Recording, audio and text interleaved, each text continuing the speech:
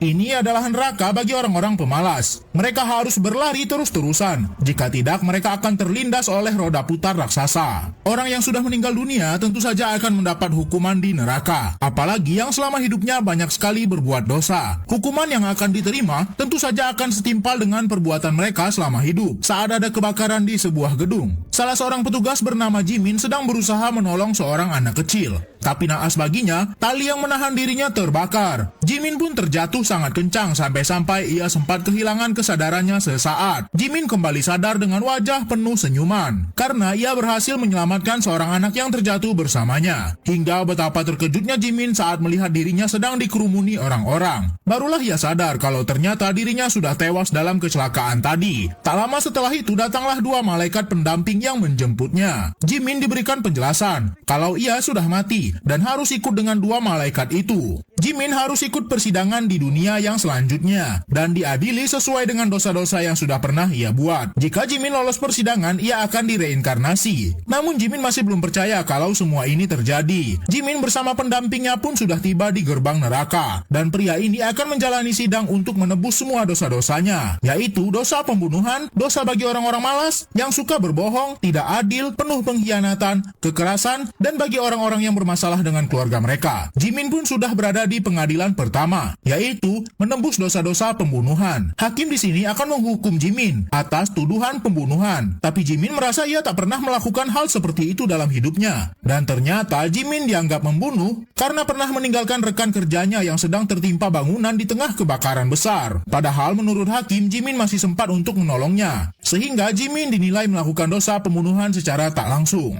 Malaikat pendamping Jimin meminta Jimin untuk mengingat kembali peristiwa itu dan memberikan kesempatan pada Jimin untuk menceritakan kronologis yang sebenarnya. Ternyata awalnya Jimin sudah berniat menolong, tapi ternyata rekan Jimin sendiri yang meminta Jimin untuk pergi dan menolong para korban lainnya yang masih terjebak di dalam gedung. Malaikat pendamping pun meminta Jimin yakin dengan dirinya kalau ia tak bersalah. Sebab pada peristiwa itu Jimin juga sudah menyelamatkan banyak orang dalam kebakaran itu. Malaikat pendamping benar-benar meyakinkan hakim dan jaksa kalau Jimin tak bersalah dan harus bebas dari neraka para pembunuh. Setelah mendengar semua kesaksian dari Jimin dan malaikat pelindung, akhirnya hakim membebaskan Jimin dari tuduhan tersebut. Tapi sidang belum selesai bagi Jimin. Ia harus melanjutkan ke sidang berikutnya, yaitu sidang bagi orang-orang pemalas. Saat ini Jimin sedang menjalani sidang yang akan menentukannya apakah akan bebas atau masuk ke dalam neraka pemalas. Pada sidang ini, ditampilkan kegiatan Jimin semasa hidupnya. Ia sangat rajin sekali bekerja dan suka menolong orang lain. Walaupun pekerjaannya banyak yang ekstrim, tapi Jimin terus menjalaninya dengan sepenuh hati. Namun walaupun sudah melihat kehidupan Jimin, jaksa di persidangan ini terus mempengaruhi Dewi Kemalasan untuk tetap menghukum Jimin. Tapi sepertinya hakim Dewi Kemalasan tampak sangat bangga dengan Jimin. Hakim pun memberikan pertanyaan terakhir yang sangat menjebak, yaitu mengapa Jimin mau melakukan itu semua? Apakah benar-benar tulus atau ada hal lain? Dan Jimin malah menjawab semua hanya karena uang. Mendengar itu pun hakim Kemalasan tampak sangat kecewa, sehingga ia menarik kata-katanya dan akan menghukum Jimin dan akan menjalani siksaan di neraka untuk orang-orang pemalas. Jimin benar-benar ketakutan, sedangkan malaikat pendamping Jimin juga tak tahu harus berbuat apa. Akhirnya malaikat pendamping pun terjun ke sungai untuk menahan Jimin dan meminta hakim mendengar pembelaan mereka sekali lagi. Para malaikat pendamping menceritakan sisi lain mengapa Jimin benar-benar membutuhkan uang. Sampai-sampai ia rela kerja mati-matian, bahkan tidak ada libur dalam hidupnya. Ternyata Jimin melakukan itu semua demi menghidupi keluarganya dan membayar biaya pengobatan sang ibu. Dewi Kemalasan sempat terdiam mendengar itu. Dan ternyata hukuman kepada Jimin pun dibatalkan. Dan Jimin bisa menuju ke pengadilan berikutnya, yaitu pengadilan kebohongan. Jimin dinilai sering berbohong karena ia sering membuat surat palsu kepada anak temannya yang sudah meninggal dunia. Jimin melakukan itu agar anak temannya tidak bersedih dan tak ingin anak itu tahu kalau ayahnya sudah meninggal dunia di peperangan. Jimin akan mendapat hukuman sangat berat sebab sudah banyak sekali surat palsu yang ditulisnya. Dewi Kebohongan yang menjadi hakim di sini pun akan segera menghukum Jimin. Kakinya langsung dijerat akar pohon hidup yang menjalar. Malaikat maut pun segera membawa besi panas dan juga gunting untuk memotong lidah Jimin. Tapi malaikat pendamping Jimin tiba-tiba akan membantu Jimin dan memberikan pembelaan. Malaikat pendamping mengatakan Kalau Jimin membuat surat palsu itu pasti ada alasannya. Kehidupan Jimin pun diperlihatkan kepada hakim, di mana ia bekerja seorang pemadam kebakaran yang cukup sulit kehidupannya. Tapi Jimin malah menulis surat yang berisi kalau dirinya kaya raya. Jimin terpaksa berbohong, sebab ibunya sedang sakit keras. Jimin tak ingin ibunya bersedih jika mengetahui keadaannya yang sebenarnya. Semua surat palsu yang dibuat Jimin semata-mata hanya tidak ingin membuat perasaan orang lain terluka. Karena surat Jimin tadilah, anak temannya mendapat semangat hidup dan ibunya bisa sembuh dari penyakitnya. Setelah mendengar pembelaan tadi, akhirnya Jimin pun dibebaskan dari hukuman di neraka kebohongan ini. Pengadilan neraka berikutnya adalah untuk orang-orang yang suka berkhianat selama hidupnya. Lagi-lagi, karena Jimin tidak pernah berbuat seperti itu dalam hidupnya, maka ia bisa melewati neraka bagi orang yang berkhianat dengan mudah. Jimin pun akan melanjutkan ke neraka berikutnya. Pria ini akan mendapat hukuman di neraka bagi orang-orang yang suka melakukan kekerasan selama hidupnya. Karena saat masih muda, pria ini sangat suka memukuli adiknya yang mengalami penyakit kurang gizi. Para penuntut berkata, tak seharusnya seorang kakak melakukan itu kepada adiknya yang sakit. Bahkan sampai saat Jimin sudah berpisah dengan adiknya dan kini Jimin meninggal dunia, ia belum sempat meminta maaf kepada adiknya. Sehingga mau tak mau, Jimin harus menerima hukuman atas dosa yang sudah ia buat. Saat akan dihukum, malaikat pendamping meminta kepada hakim untuk menunda dulu hukumannya dan membiarkan Jimin menjalani sidang di neraka berikutnya terlebih dahulu. Dan neraka itu berkaitan dengan dosa Jimin yang memukuli adiknya itu. Saat persidangan berikutnya terungkap lagi fakta bahwa Jimin bukan hanya pernah memukul adiknya, tapi ternyata Jimin juga sempat ingin menghilangkan nyawa ibunya waktu ia masih muda. Sebab mereka hidupnya sangat susah. Ibunya juga terus sakit dan adiknya mengalami kurang gizi. Oleh karena itu Jimin ingin mengakhiri hidupnya dan keluarganya. Tapi saat Jimin akan melakukan itu, adiknya memergokinya dan mencegah Jimin.